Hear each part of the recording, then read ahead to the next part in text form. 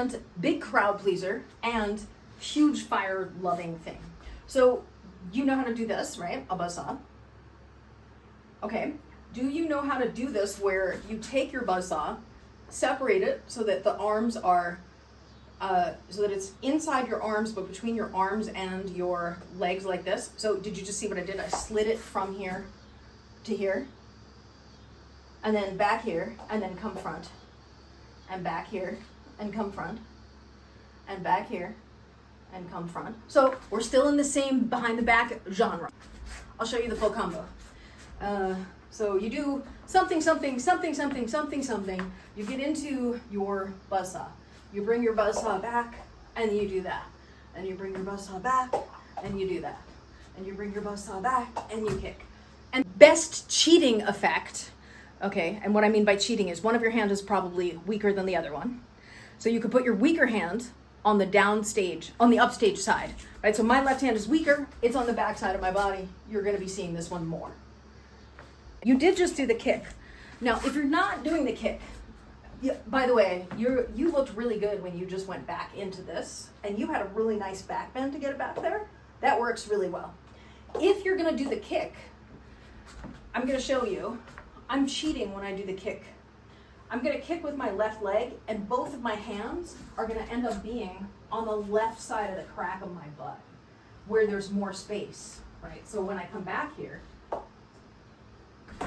right? So you see how I'm using the space that's created, because as you lift your leg, that hip comes forward, thus creating more space for you to do this back here. You stood on your left leg and lifted your right, so you would bring it to your right side, not your left side. If you do it as a kick, there's more motion to it, and there's less, you have to hold it for less amount of time, right? So you could just kick and front, and kick and front, and kick and front. And the pose, like, don't get me wrong, the pose is really cool, but going front to back just looks like an illusion. It's like, how are you getting this? For people who don't know, how are you getting this here so that you're not burning yourself?